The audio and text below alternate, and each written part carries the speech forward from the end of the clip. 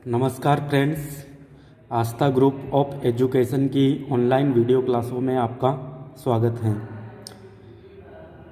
Dear friends, पिछले video lecture के दौरान हमने वाटर की जो इम्पोर्टेंस थी या इम्पोर्टेंट जो प्रवृत्ति थी वाटर की वह डिस्कस करी थी। उसके अंतर्गत हमने वाटर के कार्य, वाटर की आणविक संरचना या उसकी रासायनिक संरचना और वाटर की फिजिकल प्रॉपर्टी मतलब उसकी भौतिक प्रवृत्ति, मतलब उसका बॉइलिंग पॉइंट, उसका गलनांक, उसकी विशिष्ट ऊष्मा, उसकी हीट ऑफ इवेपोराइजेशन आदि विभिन्न पॉइंट को डिस्कस किया था। आज हम पढ़ेंगे पादप कोशिका से जल संबंध। आज का हमारा जो न्यू टॉपिक होगा वह होगा पादप कोशिका से जल संबंध, मतलब water relation to plant cell. Water relation to plant cell, इसका मतलब क्या होता है? मतलब पादप कोशिका में जल से क्या संबंध है, मतलब पादप कोशिका में जल किस प्रकार से एंटर कर सकता है। तो आपको पता होगा, एक तो अंतः शोषण के माध्यम से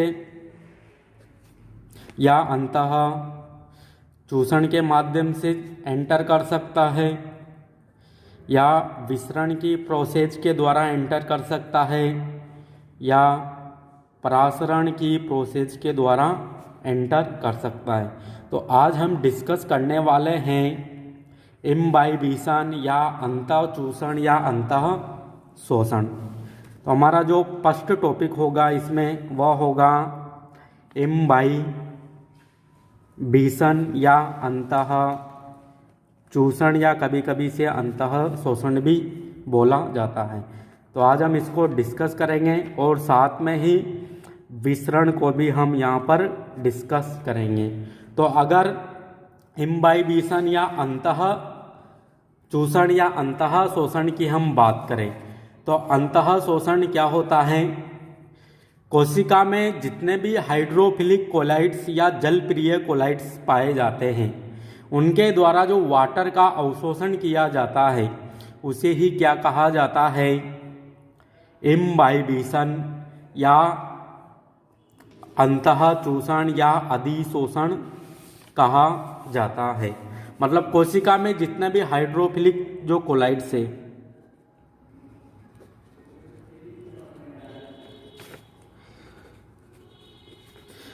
और हाइड्रोफिलिक कोलाइड्स भी कौन कौन से पाए जाते हैं कोशिका के अंदर? जैसे आपने देखा होगा, कोशिका के अंदर स्टार्च पाया जाता है, प्रोटीन पाया जाता है।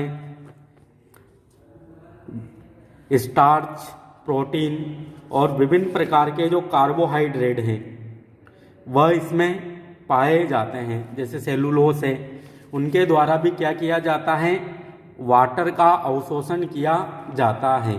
तो मतलब जितने भी जो जलप्रिय कोलाइड्स हैं, मतलब जल को अवशोषित करने की जो क्षमता रखने वाले कोलाइड्स है, या इन्हें हम ठोस पार्टिकल या सॉलिड पार्टिकल्स भी बोल सकते हैं, जो कि किसी भी पदार्थ के हो सकते हैं। अगर उनके द्वारा वाटर या लिक्विड का अवशोषण किया जा रहा है तो उसे क्या कहेंगे हम? अधिशोषण या इम्बाइबिशन कहेंगे। और जो पदार्थ अधिशोषण दर्शाएंगे उन्हें क्या कहेंगे? इम्बाइबेंट या अधिशोषक कहेंगे। तो इम्बाइबिशन दर्शाने वाले पदार्थ क्या कहलाते हैं? इम्बाइबेंट कहलाते हैं। जो क्या करेंगे? जल को अवशोषित करके फूल जाएंगे और इनके आयतन में क्या हो जाएगी? वृद्धि हो जाएगी। अब इम्बाइबेशन के अंतर्गत जो भी इम्बाइबेंट जो पदार्थ होते हैं वह क्या करते हैं? जल का या किसी भी लिक्विड का अवशोषण करते हैं। तो उस लिक्विड का अवशोषण करने के पश्चात उस लिक्विड का विलयन के फॉर्म में यहाँ पर कन्वर्जन नहीं होता, मतलब विलयन के फॉर्म में नहीं जाएगा। जैसे ही उस पदार्थ को हम निचोड़ेंगे वापस से वाटर बाहर की ओर रिलीज हो जाएगा। मतलब किसी भी सॉलिड जो विलेय पदार्थ है उनको घोलने का वह कार्य नहीं करेगा। मतलब इम्बाइबिशन के अंतर्गत अधिशोषित किए जाने वाले लिक्विड का विलयन के रूप में परिवर्तन नहीं होता है। किसके रूप में परिवर्तन नहीं होगा? विलयन के रूप में या सॉल्यूशन के रूप में परिवर्तन नहीं होगा। अब लिविंग एंड डेथ सेल्स में जितने भी या विभिन्न जो हाइड्रोफिलिक कोलाइड्स है, जैसे प्रोटीन है, सेलुलोस है, स्टार्च है, उनके द्वारा क्या किया जाता है? जल के अवशोषण का कार्य किया जाता है। और इम्बाइबिशन के अंतर्गत अवशोषित किए गए जो वाटर पार्टिकल्स है, जितने भी जो जल के अणु अवशोषित किए जाएंगे किसी भी इम्बाइबेंट पदार्थ के द्वारा इम्बाइबिशन की प्रोसेस के तहत, उनकी क्या होती है? काइनेटिक एनर्जी की हानि होती है। मतलब वाटर जो मॉलिक्यूल्स है, जैसे कोई भी सॉलिड पार्टिकल्स है या जो सेलुलोस है, इसने क्या किया? वाटर को अवशोषित किया। तो वाटर को अवशोषित करने के पश्चात इन वाटर जो मॉलिक्यूल्स है, इनकी क्या होती है? काइनेटिक एनर्जी या हम गतिज ऊर्जा बोल सकते हैं, उसकी हानि होती है, जो कि ऊष्मा के रूप में बाहर निकलती है। जैसे आपने एक एक्सपेरिमेंट भी किया होगा, जैसे आपने कभी आटा गूंथा होगा, आटे में जैसे ही हम पानी डालते हैं तो आटा थोड़ा बहुत मात्रा में गर्म हो जाता है। तो वह गर्म क्यों हो जाता है? क्योंकि उस दौरान क्या होता है? जो वाटर के जो मॉलिक्यूल्स हैं, उनकी काइनेटिक एनर्जी की हानि होती है, जो कि ऊष्मा के रूप में बाहर की ओर निकलती है। इसी कारण आटा गूंथते समय आटा थोड़ा बहुत गर्म हो जाता है। और आटे के पार्टिकल्स क्या हैं? यहाँ पर हाइड्रोफिलिक कोलाइड्स की बात ही कार्य करेंगे, जो कि जल के अणुओं को अवशोषित करने का कार्य करेंगे। तो इम्बाइबिशन के अंतर्गत अवशोषित किए गए वाटर पार्टिकल्स की या जल के अणुओं की काइनेटिक एनर्जी की हानि होती है, जो कि तापमान या ऊष्मा के रूप में बाहर निकलती है। अब इसके बाद हम नेक्स्ट पॉइंट पढ़ते हैं इसका। तो इम्बाइबिशन के दौरान क्या होता है? किसी भी इम्बाइबेंट पदार्थ के द्वारा जब भी जल का अवशोषण किया जाता है, तो उस इम्बाइबेंट पदार्थ के द्वारा एक दाब उत्पन्न किया जाता है, और उस दाब को क्या कहा जाता है? इम्बाइबिशन प्रेशर या अंतः चूषण दाब कहा जाता है, जो कि आयतन में वृद्धि के अवसर के अनुसार होता है। मतलब जितना ज़्यादा आयतन बढ़ेगा उतना ही ज़्यादा इम्बाइबिशन प्रेशर उत्पन्न होगा।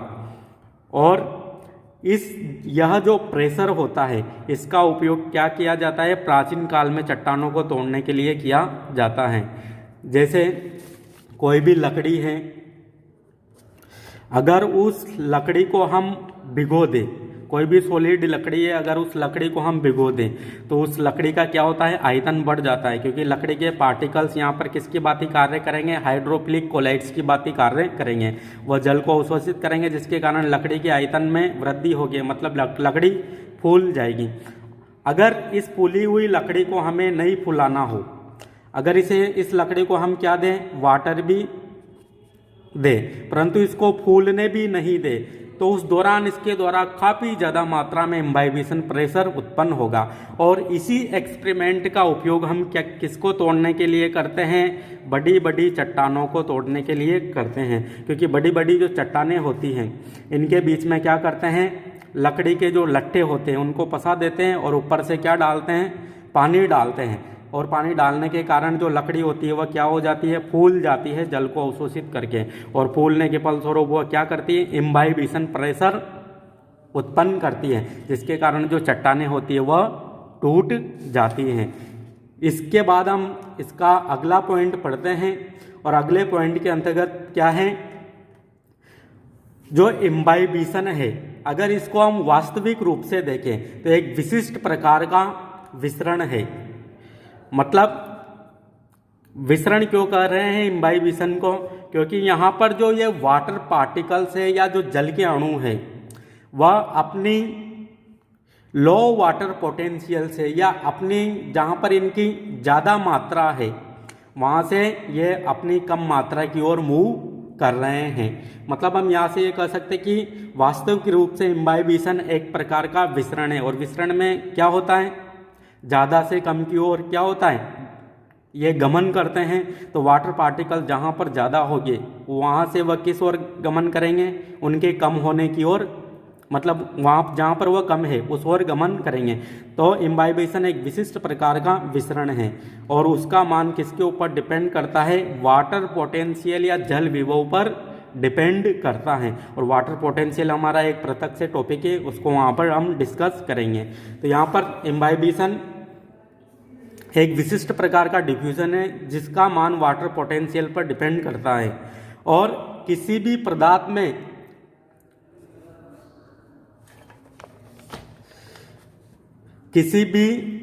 में वाटर तभी प्रवेश करता है जब बाह्य वातावरण या जो बाह्य माध्यम है का वाटर पोटेंशियल इम्बाइबेंट के वाटर पोटेंशियल की तुलना में अधिक होता है। मतलब किसी भी पदार्थ में वाटर तभी प्रवेश करेगा जब बाह्य माध्यम का जो वाटर पोटेंशियल होता है वह इम्बाइबेंट के वाटर पोटेंशियल की अपेक्षा अधिक हो, मतलब बाहर की ओर ज़्यादा मात्रा में वाटर उपलब्ध हो तभी वह वाटर मूव करेगा। इसके बाद इसका अगला पॉइंट देखते हैं हम। जो इम्बाइबेंट करने वाले जो पदार्थ हैं जब उनको वाटर में डाला जाता है तो उस केस में उनका वाटर पोटेंशियल कम हो जाता है तथा साम्य अवस्था तक उनमें वाटर का प्रवेश होता रहता है। जैसे ही अगर किसी पदार्थ को अगर हम जो भी हाइड्रोफिलिक कोलाइड्स हैं उनको अगर वाटर में डालो तो उन हाइड्रोफिलिक कोलाइड्स या उस पदार्थ का वाटर पोटेंशियल क्या हो जाता है, कम हो जाता है तथा साम्य अवस्था तक उसके अंदर क्या प्रवेश करेगा, वाटर का प्रवेश होता रहता है। तो ये कुछ विशेष पॉइंट थे, इसके बारे में हमने डिस्कस किया। इसके बाद हम देखते हैं कि जो इम्बाइबिशन है या अंतःशोषण है उसको कौन कौन से कारक इफेक्ट करते हैं या किस किस कारकों की वजह से वह प्रभावित होता है, तो उन कारकों को हम यहाँ पर डिस्कस करते हैं। तो हमारा जो नेक्स्ट पॉइंट होगा वह क्या होगा, फैक्टर अफेक्टिंग ऑफ इम्बाइबिशन, मतलब अंतःशोषण को प्रभावित करने वाले कारक। तो प्रभावित करने वाले कारक कौन कौन से हैं, तो प्रभावित करने वाले कारक जो फर्स्ट कारक है वह है टेम्परेचर। अगर माध्यम का हम टेम्परेचर बढ़ा दें तो टेम्परेचर बढ़ाने पर क्या होगा, इम्बाइबिशन भी ज़्यादा होगा, क्योंकि टेम्परेचर के द्वारा क्या किया जाता है, काइनेटिक एनर्जी में वृद्धि की जाती है। तो किसी भी सिस्टम में उपस्थित काइनेटिक एनर्जी या गतिज ऊर्जा टेम्परेचर द्वारा बढ़ती है, अतः इम्बाइबिशन के मान में भी वृद्धि होगी, क्योंकि वाटर की जो गतिज ऊर्जा है वह टेम्परेचर के ऊपर डिपेंड करती है। अगर टेम्परेचर ज़्यादा होगा तो गतिज ऊर्जा भी ज़्यादा होगी और ज़्यादा से ज़्यादा वह इम्बाइबिशन दर्शाएंगे। इसी प्रकार जो सेकंड फैक्टर है वह है अंतःशोषक का संगठन या कंपोजिशन ऑफ इम्बाइबेंट। तो अगर अंतःशोषक या इम्बाइबेंट सघन संगठन का है तो वे लूज संगठन युक्त इम्बाइबेंट की अपेक्षा कम इम्बाइबिशन दर्शाते हैं।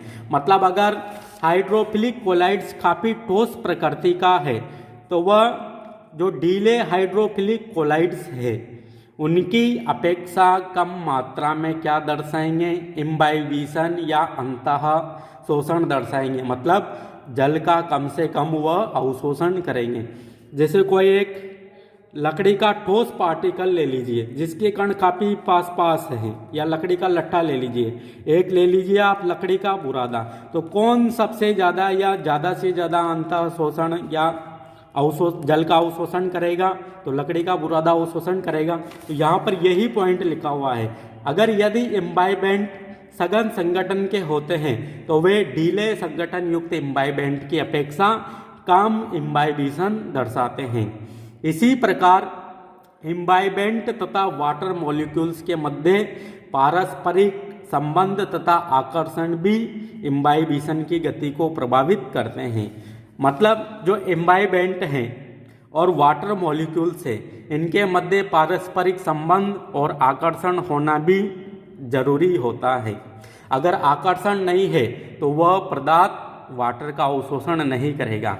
जैसे आप किसी लकड़ी को या कोई भी जो सेलुलोज पार्टिकल्स है उसको वाटर में डाल दो तो सेलुलोज तो क्या करेगा, वाटर का अवशोषण करेगा। परंतु अगर आप किसी भी लोहे को वाटर के अंदर डाल दे तो क्या लोहा वाटर को अवशोषित कर पाएगा, नहीं कर पाएगा ना।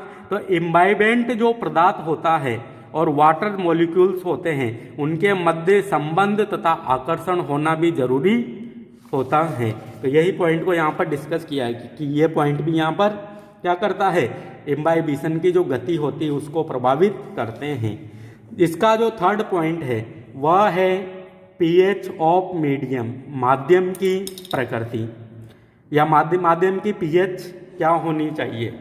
तो अगर इम्बाइबेंट की जो प्रकृति होती है वह उसकी पीएच द्वारा निर्धारित की जाती है, जिसके कारण नेगेटिव चार्ज जो कोलाइड्स होते हैं वह तो क्षारीय माध्यम में ज़्यादा से ज़्यादा इम्बाइबिशन दर्शाएंगे, और जो पॉजिटिव चार्ज जो कोलाइड्स होते हैं वह अम्लीय माध्यम में इम्बाइबिशन दर्शाते हैं। और इसके विपरीत जो उभयधर्मी कोलाइड्स होते हैं वह उदासीन अथवा कम अम्लीय व कम क्षारीय माध्यम में इम्बाइबिशन दर्शाते हैं। मतलब इम्बाइबेंट किस प्रकृति का है, वह उसकी पीएच द्वारा निर्धारित होता है।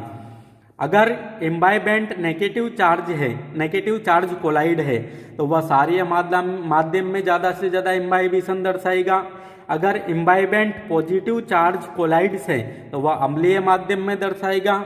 अगर इम्बाइबेंट एम्फोटेरिक नेचर का है, मतलब उभयधर्मी प्रकृति का है, ना तो उस पर पॉजिटिव चार्ज होगा ना नेगेटिव चार्ज होगा, मतलब न्यूट्रल होगा, तो वह या तो उदासीन माध्यम में या थोड़ा कम अम्लीय व कम क्षारीय माध्यम में अधिक से अधिक इम्बाइबिशन या अंतः शोषण दर्शाएगा। इसके बाद हमारा जो अगला पॉइंट है या अगला जो फैक्टर है वह है दाब या प्रेशर।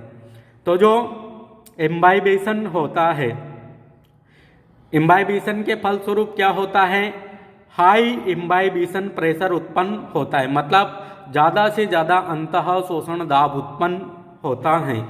और अंतः शोषण दाब उत्पन्न कैसे होता है, जैसे मैंने अभी बताया था, लकड़ी के लट्ठे को पानी में डालो वह फूल जाएंगे, तो वह क्या हो रहा है, एक प्रेशर जनरेट हो रहा है लकड़ी के लट्ठे के द्वारा। तो इम्बाइबिशन के फलस्वरूप क्या होता है, हाई इम्बाइबिशन प्रेशर उत्पन्न होता है। अतः कोलाइड पार्टिकल उच्च दाब पर इम्बाइबिशन दर्शाते हैं। मतलब अगर लकड़ी के लट्ठे को हम काफ़ी प्रेशर से दबाएं तो उसके द्वारा ज़्यादा से ज़्यादा इम्बाइबिशन दर्शाया जाएगा या इम्बाइबिशन किया जाएगा। तो अगर हम वहाँ पर दाब को भी बढ़ा दें तो वहाँ पर इम्बाइबिशन की जो रेट है वह भी बढ़ जाएगी। इसके बाद अगला पॉइंट है इलेक्ट्रोलाइट्स या वैद्युत अपघट्टे। तो जो इलेक्ट्रोलाइट्स होते हैं उनके द्वारा जो इम्बाइबेंट का जो चार्ज है उसको उदासीन कर दिया जाता है, क्योंकि जो वैद्युत अपघट्टे होते हैं वह कोलाइड्स के ऊपर या हाइड्रोफिलिक कोलाइड्स के ऊपर जो चार्ज होता है उसको उदासीन कर देते हैं, जिसके कारण जो इम्बाइबिशन की जो प्रोसेस है वह भी स्लो हो जाती है। तो ये कुछ फैक्टर थे जो इम्बाइबिशन की जो प्रोसेस थी उसको अफेक्ट कर रहे थे।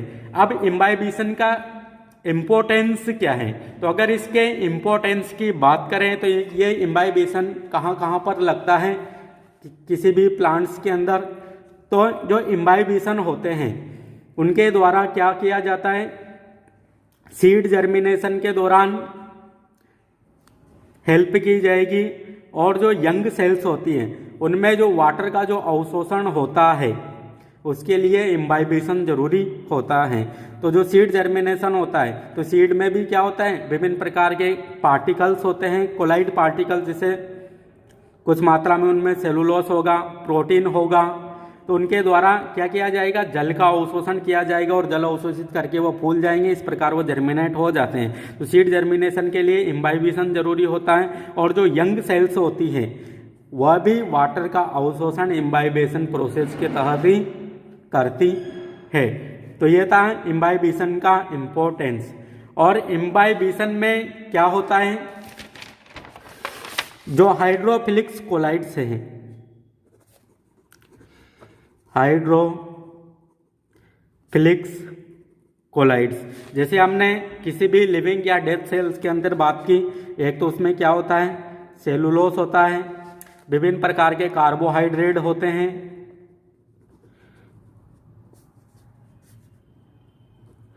और प्रोटीन्स होता है। तो इनमें से कौन से हाइड्रोफिलिक कोलाइड्स के द्वारा ज़्यादा से ज़्यादा मात्रा में अवशोषण किया जाएगा? तो जो प्रोटीन होता है वह ज़्यादा से ज़्यादा मात्रा में जल को अवशोषित करने का कार्य करता है। इसी कारण आपने देखा होगा कि जो सोयाबीन के जो बीज होते हैं या जो चने के जो बीज होते हैं उनमें क्या पाया जाता है? ज़्यादा से ज़्यादा प्रोटीन पाया जाता है। इसी कारण जब उनको हम जल में भिगोते हैं तो वह ज़्यादा फूल जाते हैं। तो ये था इम्बाइबिशन। इसके बाद हमारा जो नेक्स्ट पॉइंट है वह है डिफ्यूजन या विसरण। तो डिफ्यूजन को हम अगले वीडियो लेक्चर के अंतर्गत डिस्कस करेंगे। वहाँ पर हम डिफ्यूजन के बारे में काफ़ी अच्छे से स्टडी करेंगे। तो आज के लिए थैंक यू। पढ़ते रहिए आप।